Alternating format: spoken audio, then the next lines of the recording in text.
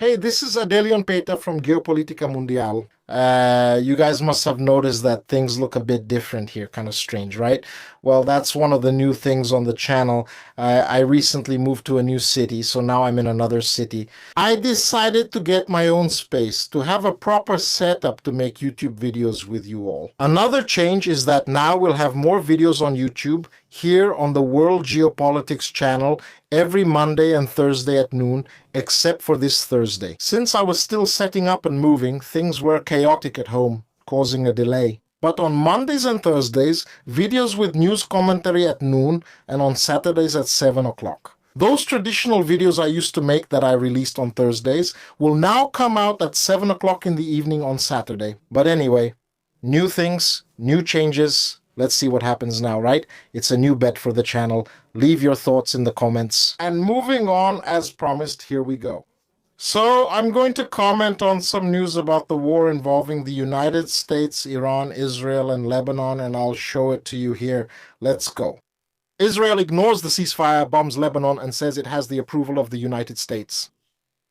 Although a ceasefire was announced between Israel and Lebanon the previous day, Israeli forces resumed bombing positions in southern Lebanon on Thursday, with Tel Aviv saying it has the support of the United States to attack Beirut and stating that the truce depends on the cessation of attacks by Hezbollah. The extremist group, backed by Iran, did not take part in the negotiations and did not commit to stopping the fighting, limiting itself to demanding that the Lebanese government abandon talks with Israel, which are mediated by the United States. The leader of Hezbollah, Naim Qassem, said that the agreement announced on Wednesday is a surrender and a defeat. The group has continued attacks against Israeli territory in recent weeks, ignoring the previous ceasefire agreed between Tel Aviv and Beirut. The ceasefire must be comprehensive without allowing the Israeli enemy the freedom to kill, said Qassem in a televised message calling on the Lebanese government to put an end to the farce and humiliation, referring to the negotiations with Israel. As long as our villages are being bombed and destroyed and our people are being killed, the settlements in northern Israel will not be safe either. In a statement issued on Wednesday, the Trump administration said that Israel and Lebanon agreed to move quickly in creating pilot zones, in which the Israeli armed forces will assume exclusive control of the territory, south of the Litani River, the area where Hezbollah is strongly active. The statement also said that the truce is conditional on the definitive end of attacks by the militia. The president of Lebanon, Joseph Aoun, said this Thursday that the negotiated truce is the last chance for lasting peace. The results of the fourth round of negotiations and the statement issued from it, containing very important points in favor of Lebanon, constitute the last chance to reach a ceasefire. A final and comprehensive ceasefire, with each party taking responsibility in case of non-cooperation, the statement wrote, "This Thursday, Israeli shelling in eastern Lebanon killed at least 3 people. And another attack killed a driver in the south, according to local media.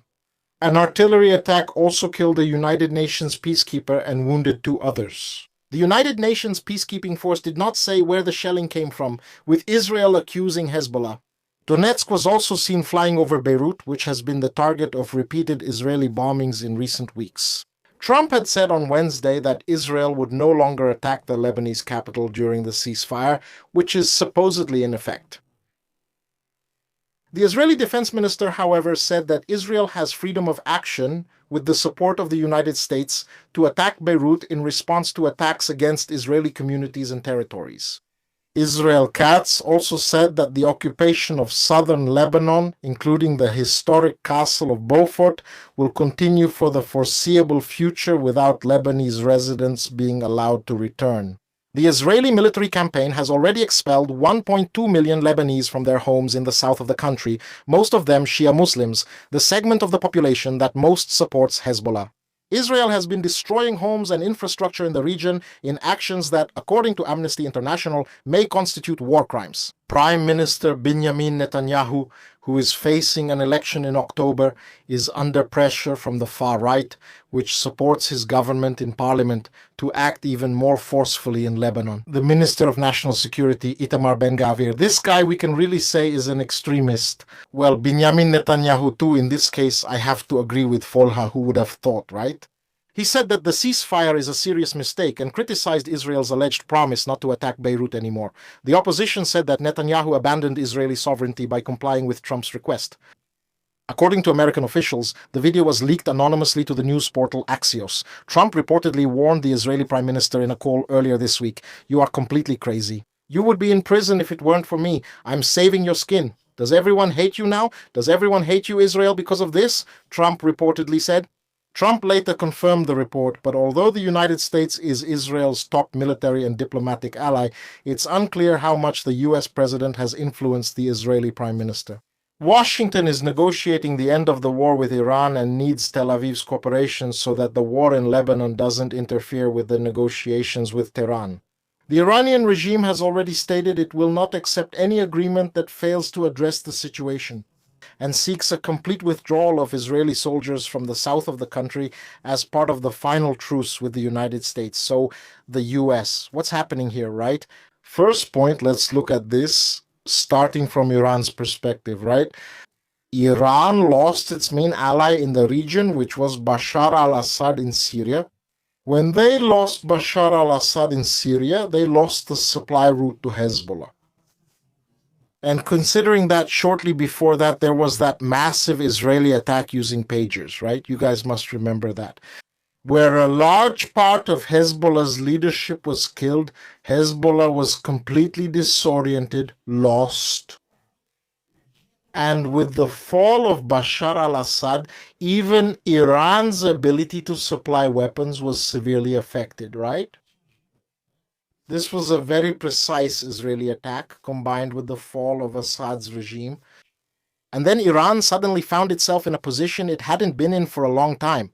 Because since 2003, when the war in Iraq happened, when Saddam Hussein was defeated in Iraq, Saddam Hussein, who was a fierce enemy of the Iranian regime, they hadn't found themselves in such an unpleasant situation, in such a defensive position. Suddenly, it seemed like all of Iran's geopolitical planning had gone down the drain, because since 2003, as I said, with the fall of Saddam Hussein, they had been accumulating victory after victory in the region.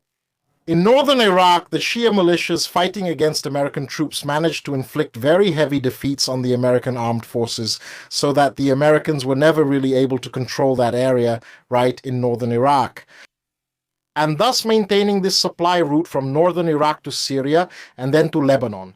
They were managing to form a logistical corridor there toward the Mediterranean Sea. It was a very favorable situation, and combined with the Houthi insurgency in Yemen, they were forming a kind of pincer movement around Saudi Arabia, another historical enemy of Iran, right? Almost everyone there has been at odds with everyone else for a long time, right? Problems from ancient times. Anyway. And then, they were in such a favorable, such a positive position, and suddenly this happened. The fall of the Assad regime and the death of a large part of Hezbollah's leadership. It was one of the worst moments for the Iranian government. The Iranians had to recalculate, right? They had to reassess the situation to see how they were going to react. And everything was against the Iranians in that situation. Until the United States then started the attacks last year in the middle of 2025 against Iran, right? Because Israel claimed, some journalistic sources say that Israel said they would even use nuclear weapons against Iran if the United States did not participate in the attack at that moment. What matters is that the United States got involved in that context, and the Iranians felt that they were really going to be the next target. They were going to suffer the next attack and had to hurry to get ready.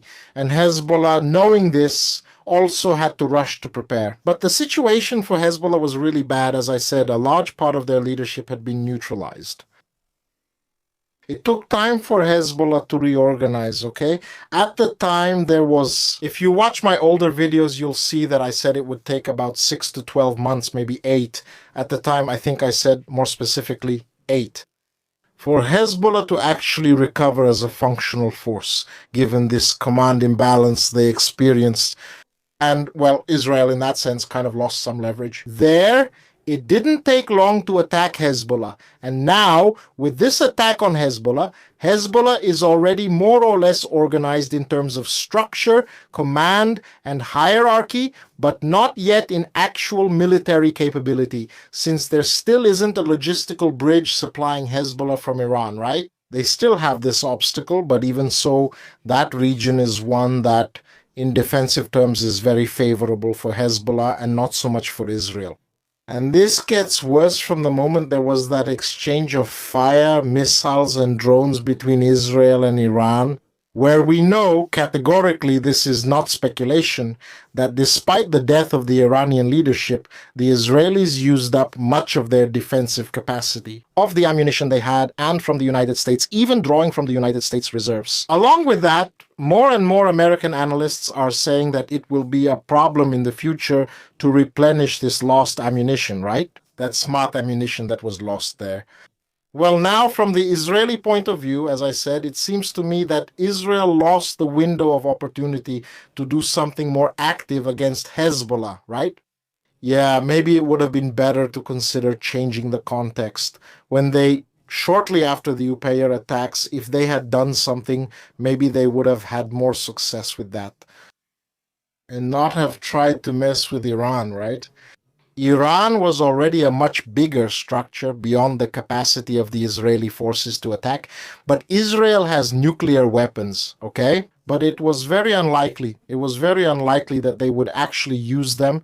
And if they did, man, it would be a politically disastrous situation for the Americans themselves. I'm not saying that the United States would attack Israel, obviously not. But it would be very difficult for the Israelis, for the United States, sorry, to be able to support Israel's defense after a nuclear attack. At least that's how I see it, but I wouldn't bet on it either, because we have to remember that a good part of the Israeli leadership, right, is at a level of religious radicalism that isn't much different from the religious radicalism we saw in the leadership of Iran with the Ayatollahs, right?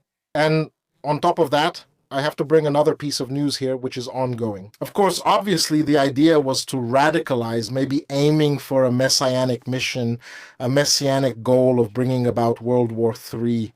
From the moment information arrives, whether from the Israeli or American press, where actually Ahmadinejad, who was the president of Iran, right, and he is part of a faction even more radical than the Ayatollahs, including those Ayatollahs who have died. And from the moment it becomes known, when it reaches the press, that Ahmadinejad was the one expected to take power in Iran, with the fall of the Ayatollahs. The only possible interpretation of this is that they really wanted a radicalization of the Iranian regime. But why? Everything indicates that, in fact, that leadership there in Israel wanted to start a bigger war so that a third war would come, and then the prophecy they believe in would be fulfilled and so on. Because we have this radical religious wing in Israel, just like we have in Iran, and just like we have in Saudi Arabia. It's discussed even less due to the Saudi prince, seen as modern since he allows women to drive, right? Anyway, but we have these radical wings there, and all these groups firmly believe that the third war is essential for the Messiah to return. In Israel's case, it's so that the Messiah returns and frees the people of Israel, the Jewish people, right? It's worth remembering, I'm not talking about all Jews, obviously. I'm talking about this leadership that's currently in the Israeli government, just like among the Shiites and Sunnis and even in the United States. So you put together this bunch of crazy people wanting to bring about a holy war because they believe that by doing this, they'll bring their savior, right? Each one thinking that the savior will be on their side, right? So it's a very chaotic situation. Now, we have to remember that in terms of geopolitics, we have forces acting within state leaderships, but states also have internal forces that are competing among themselves. And that's why it's not so easy for Trump to start a war with Iran either, knowing that just the bombings weren't enough to change the regime. It wasn't enough to further radicalize Iran, right? The Revolutionary Guard, apparently, the information we have at this moment indicates that the Revolutionary Guard has taken power. And in this sense, oddly enough, the Revolutionary Guard faction of the Iranian Revolutionary Guard is not the most radical faction. Within this context, it became clear that just bombing wouldn't be enough to overthrow the Iranian regime or to unblock the Strait of Hormuz, which is causing an impact with the other Gulf allies there, right? Haiti, United Arab Emirates, Qatar, no one is satisfied with this situation, not even Saudi Arabia itself, right? So it's a very bad situation. He realized it wasn't appropriate. He got out. He's trying to get out, right? And then Israel keeps pulling the United States back in. And in this sense, now a law has passed there, not exactly a law, but a motion in the US Congress, where Trump cannot declare war or start new attacks against Iran unless he has the support of the US Congress. And it seems to me that the press has been making a big deal out of this as if it were a defeat for Trump, but I don't think so. I'll say it categorically here. It seems to me that it was a victory for Trump. I see that Trump is probably behind this, right? Come on, but would Trump support or make a deal with Congress to support something that goes against him? It seems strange, but no, it's not new. This has happened before, okay? It's a way for him to avoid responsibility with Israel. If Israel keeps pushing him too much, he'll say, look, I even wanted to go to war with you, but I can't do that without Congress. In other words, he shares the political cost with Congress. He doesn't have to bear the political burden of this alone. That happened with Obama in Syria too, right? At the time, they also made a big deal out of it as a defeat. And then it came out that he had made agreements with Congress so that the US Congress itself would vote to prevent attacks on Syria without Congress itself being directly involved, right? It seemed like a defeat for Obama, and it was. Obama wanted to show that he was willing to attack Syria, but he couldn't do it legally because he would need approval from the US government. So it's a way for the president. This also happens here in Brazil, okay? It's a way for the president to show that he's willing to support that allied country, that he's ready to go, or maybe not, but he doesn't want to leave them hanging. Still, he has to talk to Congress first. You know how it is, right? I want to go to battle with you. I want to go to war by your side, but I need to check with Congress, right? And what if Congress doesn't allow it? It also shifts some responsibility to Congress if things go wrong, right? Because now, if Congress approves going into Iran and all that disaster happens, which we've been saying, that a war against Iran is unfeasible for the United States. It's not just Trump alone who will have to pay for it because everyone supported him. So it seems strange, but it happens a lot. Here, this happens sometimes too, but here, for example, I can give you an example. When you have, for instance, a candidate for governor who says they're going to invest in something, they're going to put money somewhere, and then after they take office, they say, I can't. You know, because of the fiscal responsibility law and the Federal Court of Accounts, I can't do it. It's frustrating that I can't keep that promise. Politicians, guys, whether it's the United States, Israel, Iran, and so on, politicians always pull their tricks. It seems to me anyway that Trump at this moment isn't that willing anymore because he realized that Iran is tough and prickly, and if he keeps poking around there, things are going to get rough for him. But if the United States pulls out now, the political victory goes to Iran, even though the military victory belongs to America. But war isn't a sports competition. What matters in war is politics. It's the continuation of politics by other means. So politically, if the United States pulls out now, it's the Iranians who will be in control of Hormuz and will be able to impose conditions on all the Gulf countries. That's terrible for those countries, and it's not good for the image of the United States. It seems the United States will attempt some form of mediation. And Israel, realizing this, is trying to hold on because it realizes it will be in a very vulnerable situation in the future. Anyway, make no mistake, neither Israel nor Iran will achieve a great victory now. It's going to take time, right? We'll probably discuss the Middle East again in the next few years. A lot, because make no mistake, we are still at the beginning of this conflict. There's still a lot ahead, unfortunately. Regarding the United States, we will probably have some solution soon in quotes, I believe by the end of the year. But regarding Israel and the countries in the Levant, right, Lebanon, Gaza, and so on, it will take longer. And it's worth remembering, right, that the minister, an official from Israel, also said that after this situation is resolved, Israel's big problem will be Turkey or Egypt. In other words, there's still a lot more to come ahead, all right? Thank you very much, everyone. I hope you liked the new set. I hope you enjoy this new format for the channel with 2 videos during the week and a video on Saturday night, right? Keeping up the tradition and counting on your support. Thank you very much. Don't forget to share the video. I left this to say at the end, right? Because everyone says it. So share the video. Subscribe and ask your friends to subscribe too. Support us, okay? Thank you, everyone. Hugs. See you in the next video. Let me know your thoughts on the new set in the comments. Bye, everyone.